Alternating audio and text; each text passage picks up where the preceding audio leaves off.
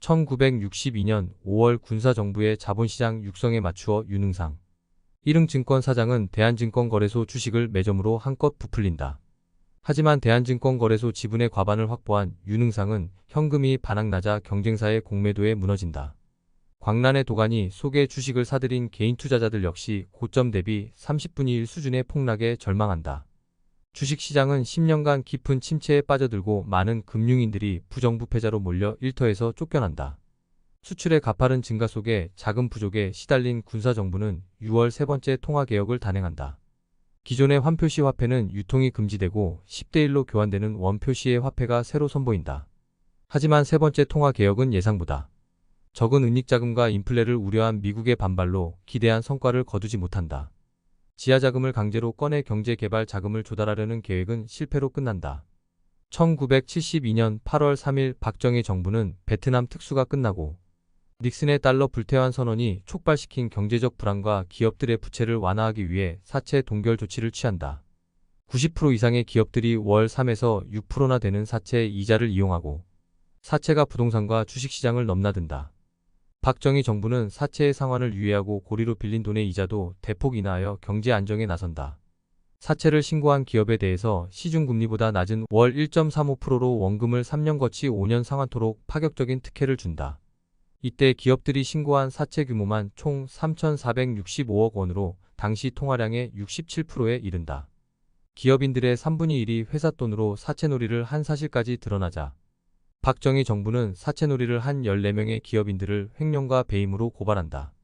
상호신용금고법을 시행하여 상호신용금고와 투금사 등 제2금융권이 시작되며 민간기금이 제도권 안으로 들어온다.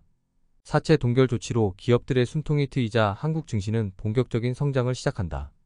1982년 5월 전두환의 처삼촌 이규광의 처제였던 장영자는 중앙정보부 차장을 지낸 남편 이철이와 대규모 어음 사기 사건을 벌이다 구속된다. 지급 능력이 담보되지 않은 기업의 약속 어음을 자금 조달 조건으로 받아 최고 9배까지 부풀린다. 사기를 통해 부풀린 어음을 할인해 유통시키는 과정에서 어음의 실제 가치를 훨씬 넘는 금액을 거두어 들인다. 부정한 방법으로 얻은 자금을 추가적인 부당이득을 위해 주식이나 다른 투자에 사용하며 경제 질서를 교란시킨다.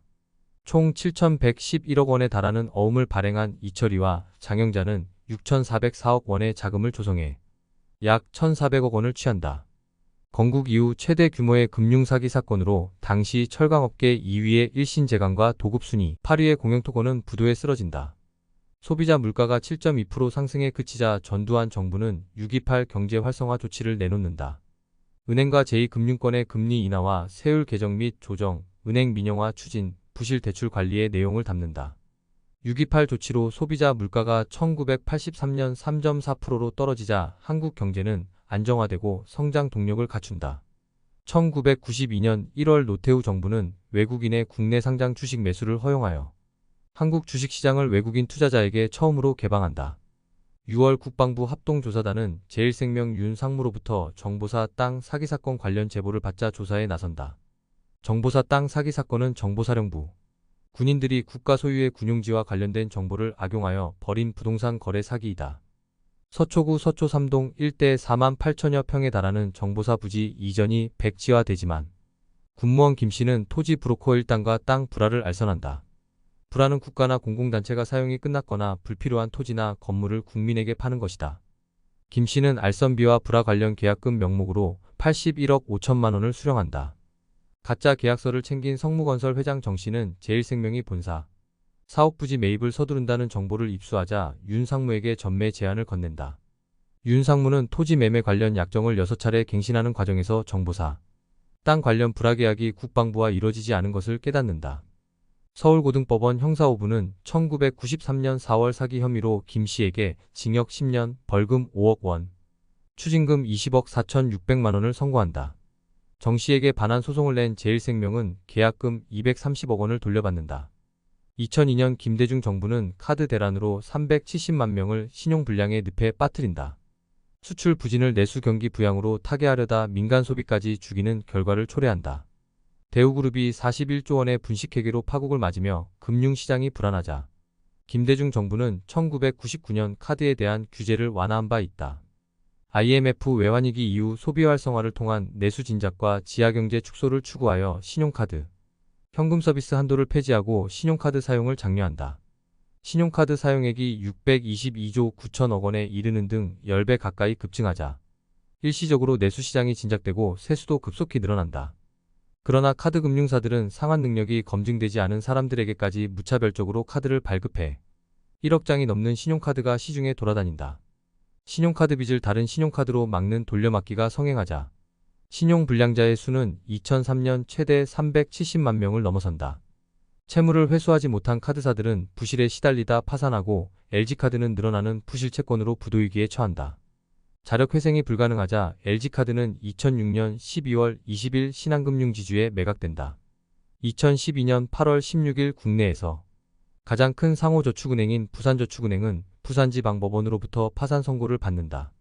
경기가 호황일 때 9천억 원 가까운 프로젝트 파이낸싱 대출을 해준 부산저축은행은 2008년 금융위기로 건설사들이 부도나자 급격히 부실화된다.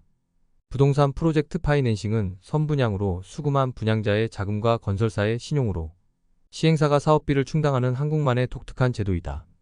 시행사의 부동산 PF 평균 자기자본 비중이 외국이 30에서 40%와 달리 고작 3.2%이기에 경기 침체로 대출 부실화가 발생할 경우 큰 문제가 될 수 있다. 따라서 높은 이자에 현혹되어 신용도가 낮은 시행사의 프로젝트 계획서만 보고 브릿지론을 대출해준 제2금융권 역시 붕괴된다. 삼화저축은행이 뱅크런으로 무너지자 광주제일고등학교 동문들의 임원과 감사진은 사전 인출로 돈을 빼내간다. 예금주들이 단체로 뱅크런을 감행하는 대규모 예금 인출 사태에 부산저축은행은 현금 부족으로 영업정지된다. 감사 결과 2조 5천억 원 어치의 대규모 분식회계를 저지른 부산저축은행은 대규모 부실 대출을 감추기 위해 차명 대출과 불법 대출을 남발한 것이 드러난다. 2022년 일본의 빈자리를 한국의 메모리 반도체와 대만의 파운드리 기업들이 양분하여 지배하기 시작하고 중국까지 가세하자 2차 반도체 전쟁이 본격화된다. 2차 반도체 전쟁에 나선 미국은 중국의 반도체 기술 발전을 억제하려는 목적으로 수출 규제와 제재에 나선다. 미국은 중국의 파운드리 업체 SMIC에 대한 제재를 강화하여 2020년 10나노미터 이하 첨단 제조 공정에 필요한 장비와 기술의 수출을 제한한 바 있다.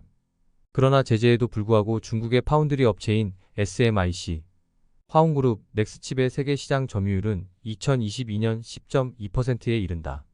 게다가 블룸버그 통신에 따르면 중국은 대만의 인적 네트워크를 통해 7나노미터 공정에도 성공했다는 보도가 있다. 반도체 제재가 효과를 거두지 못하자 미국은 2023년 우리와 대만, 일본과 치포 동맹을 결성해 자신을 축으로 한 반도체 기술 패권을 다진다.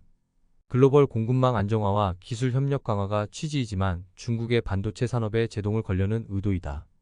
전체 반도체 수출에서 대중국 수출이 40%를 차지하기에 우리도 타격이 예상되고 운명의 겨울에 들어선 중국 또한 2026년 이후 격동기를 맞게 된다. 더욱이 미국의 강요 속에 우리의 신규 첨단 반도체 생산 설비가 미국 내에 건설되면 한국 경제는 전체적으로 엄청난 위기에 직면한다. 60은 세상을 규율하는 절대 숫자이고 10은 절대 숫자가 지배하는 우주 반지 중 하나이다.